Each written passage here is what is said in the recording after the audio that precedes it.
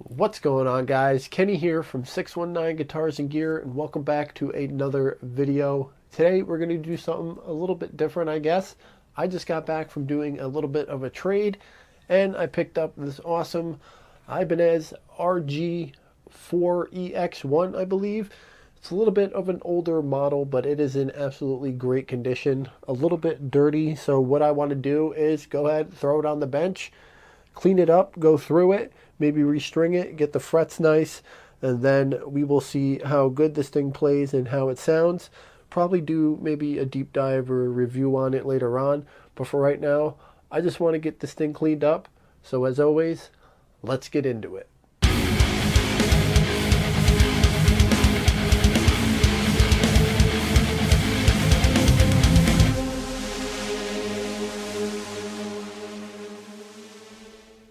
Alright, well, we got it on the bench. I'm going to go ahead and unlock everything. So, like I said, this thing is in great condition. It's just dirty, but the frets are in great condition. But I do want to clean them up a little bit. We have the Edge 3 trim.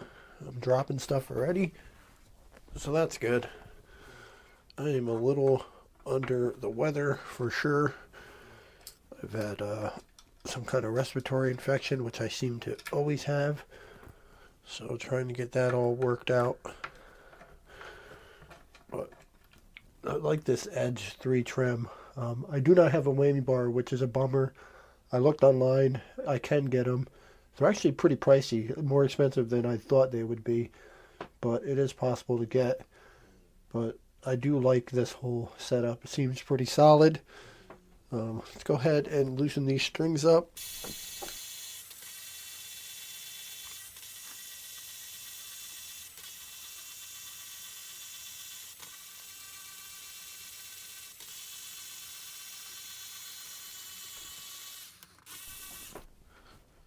Alright, got strings loosened up. Actually took off the little retainer bar thing that, pushes the strings down. It's just easier. And many of you don't know, I have a hoarding problem with guitar strings. These strings are literally brand new. They're just not the gauges I use. But the guy I got it from literally just put these on there. Oh my God, come on. Getting all tangled up here. So we're going to keep these, as I keep like every string that ever.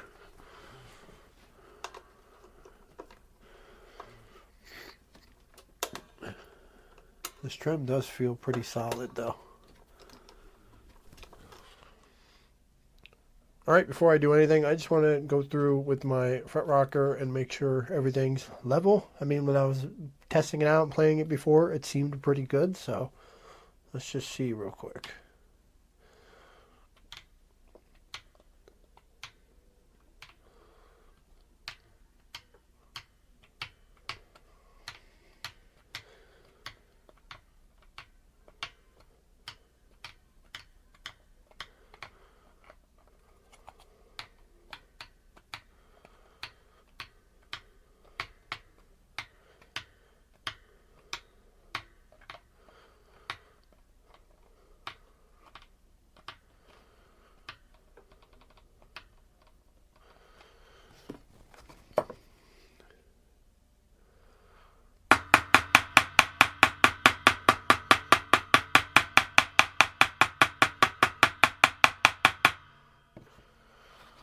Sometimes when you have a high fret, before you go grinding on it, just tap it in. See if it's seated all the way. It might not be seated. See, like that one was a tiny bit high, and I hit it a couple times, and now it's perfect. Instead of having to file down and then go through all your polishing steps.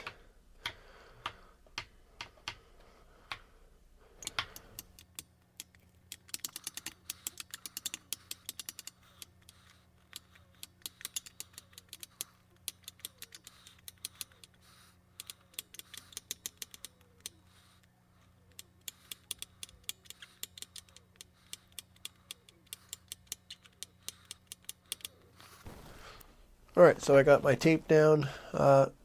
something I'm noticing, there's a tiny bit of fret sprout. Now there is a binding on it, so it's not horrible. I mean, I can probably clean it up. I'm definitely going to do the fret ends because they are a tiny bit sharp, especially down here. So one thing I'm going to do is get my leveling beam and just carefully go down the side. Going to try to keep it kind of at an angle, not perfectly straight up and down. I'm just going to try to nip anything that's sticking out a little too far, especially down on here on this end. You don't want to go crazy because you have the binding there.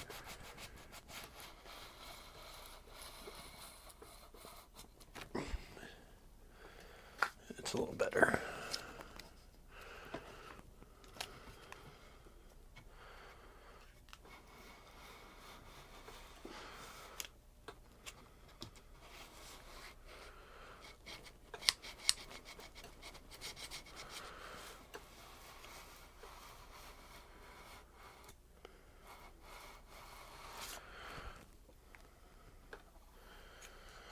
Definitely a little bit better.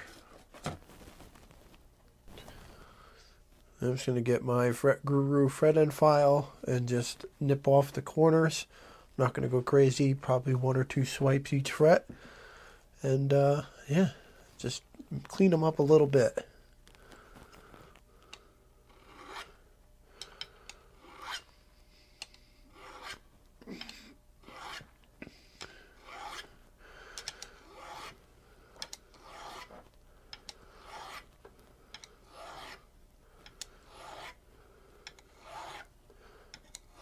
This does have a round side and a flat side, 2 safe edges. So you don't have to, I'm not going to tape off the fretboard or anything because I want to get nice down in there. Right now I'm using the flat side, but I'm keeping it flat because I don't want to, you know, make any marks on the binding. If you do it kind of at an angle, the side's kind of sharp, so you will dig into the binding. So I am trying to keep it flat and doing like the round swooping motion.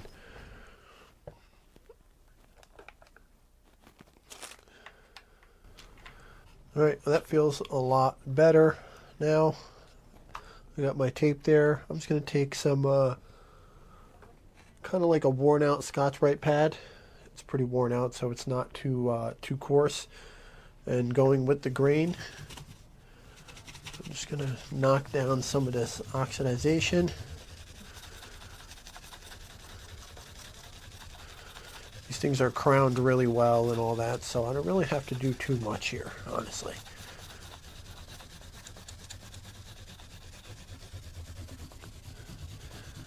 Now you're probably yelling at me, why did you tape it off? I don't feel I need to tape it off.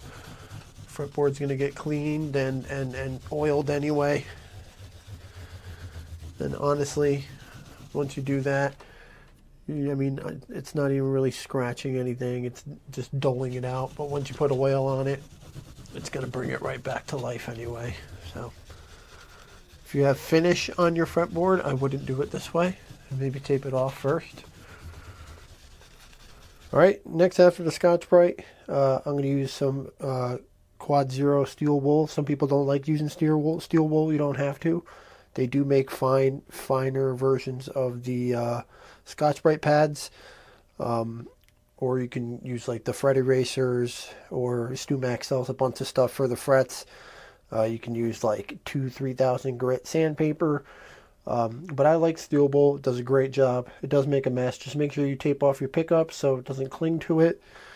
And I just lightly kind of just starts the you know, the polishing. You could actually stop here and be perfectly fine, honestly.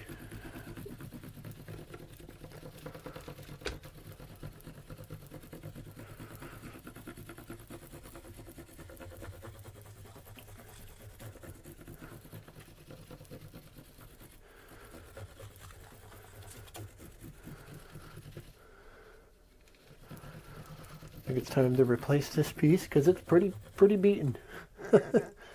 Then I have like this 8,000 grit piece of like emery cloth. I kind of like to just follow up with this. And kind of do the sides.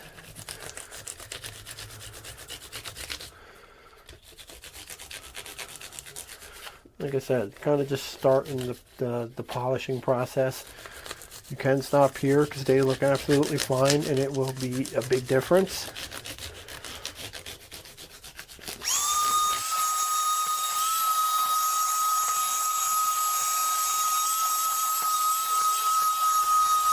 Alright, and now to polish these out completely, I'm not going to use a Dremel because I just don't need to. These things weren't, now if I did like a leveling or crowning or something where there was some, you know, scratches and marks, I would use a Dremel just to help bring them back to life. But these are in really good shape. I just want to get them to be as polished as I can. So I'm just going to use this rag that has some old polish left over on it. I might redip it here and there. You don't need a lot. A little goes a long way. I am using Mother's Mag and aluminum polish. It works really, really good. And I'm just going to use the fret guard just to try to eliminate the mess. I'm going to, you know, clean the fretboard and everything when I'm done anyway. But it kind of just helps limit the mess. So.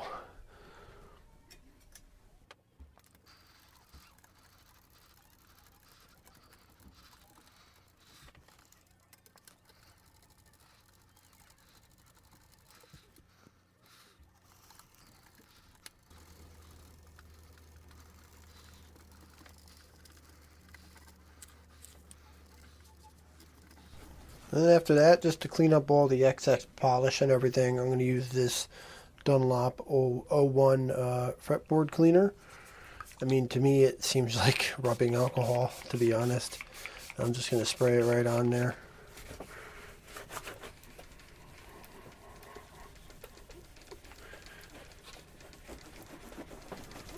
Then I'm going to oil up the fretboard. I go back and forth. I like the Dunlop 02 or the F1 oil. This is cool because it has like a bingo dabber thing on it. But the F1 oil is good because it goes a long way. You can just dab it on a cloth. Today I'm going to use the F1 oil. And you want to put this stuff on and wipe it away pretty dang quick. So.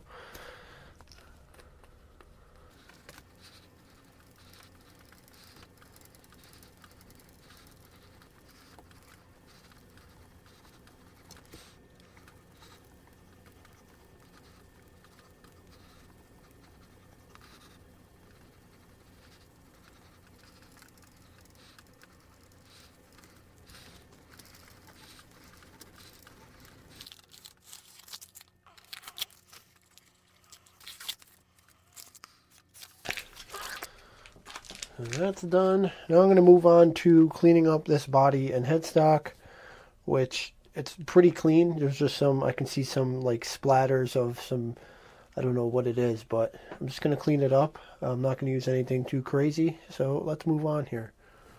Alright, now I'm going to clean everything up here. Since there's not really any scratches or anything that I need to buff out, I'm not going to buff anything. Literally just going to wipe it down, and then we're going to use this Dunlop 65 polish. I like this stuff because it has the carnauba wax in it, so this works really well. But I just want to get any grit or anything off of it first, so I'm going to use the Music Nomad guitar cleaner. And I know they say spray it on the rag. Well, I tend to just spray it right on the guitar. I'll usually just cover some stuff up. I'm going to do the back too, obviously.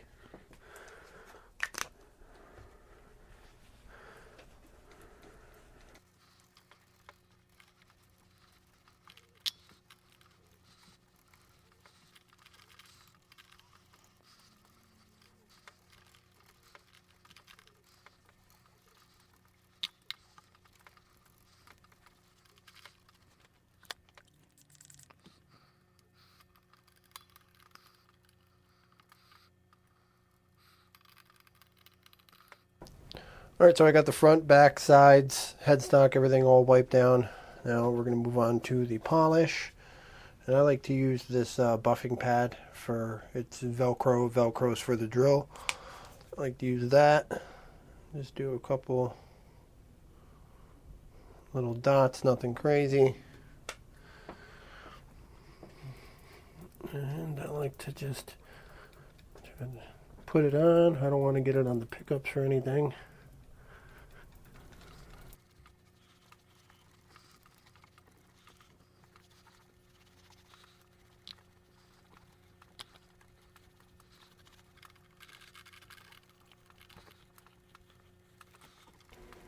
All right, time to restring. I'm going to throw these GHS boomers on there. This is a 7-string set.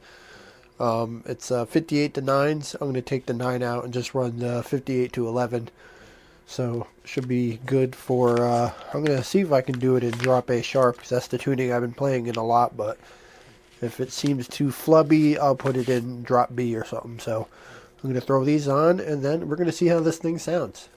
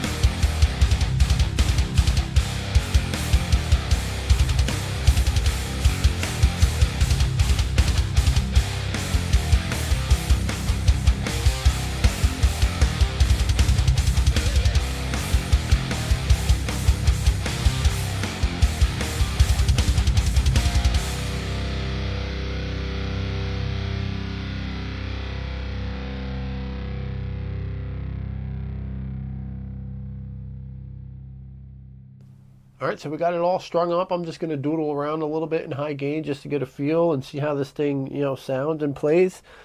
And yeah, we're going into the quad cortex, into the interface, and I'm using the Fortin capture that I use in a lot of my videos. And we're just going to see what this thing's all about.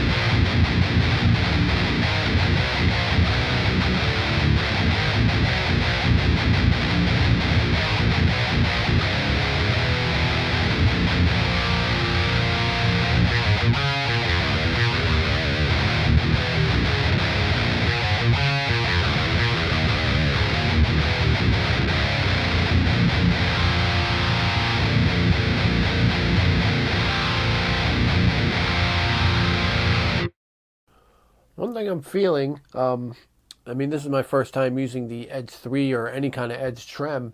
I mean, it has a normal size block on it. I mean, compared to like a cheap licensed Floyd or even like a Floyd Rose Special that has a small block, it just feels like it has more sustain. It's more connected and just tighter feeling. I don't know if maybe because the bridge plate itself is pretty thick, and then your saddles are pretty beefy compared to like a Floyd Rose. Now I don't have too much experience with like the big blocks that you can put on the trims, but for this thing having a small block, and I mean, It has the infinity pickups, which I love. They're one of my favorite Ibanez like stock pickup. But I mean, just the feel of the trim and the sustain of the strings and everything, it's really good with this Edge 3 trim, which is pretty cool. Definitely, definitely liking what I'm feeling so far.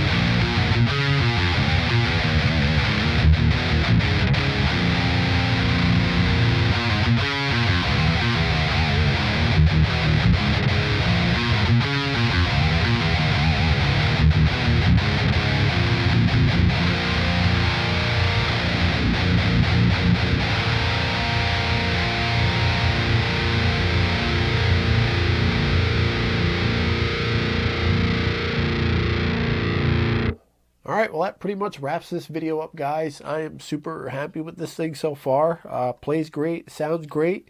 I figured I'd just show you, the process I do when I get a used guitar. I love cleaning them up and making them look nice and play good. This one really didn't need too much. I mean, obviously, it just needed to be wiped down. And there was one little high fret, which I was able to tap in and get reseated. And other than that, I just did a little fret end work, and this thing is golden. I really love the way this Edge 3 trim feels. Like I said, it just feels like it adds more sustain and everything to the guitar. Seems like it's built really well. My only thing that I don't really like is it having a center single coil. Not a huge fan of that. And on this guitar, you can't really get rid of it because there's no pick guard or anything. But it is what it is. I'll just lower it and probably won't use it too much. But other than that, this thing's in really good shape. I mean, for it being '07, it's practically brand new looking. So whoever had it all these years did a really good job taking care of it. So I'm definitely really happy with this trade. But that's pretty much it for this video. As always, I really appreciate you guys watching. Stay tuned for some upcoming videos. But until then, stay safe, be a good person, and we will see you in the next video.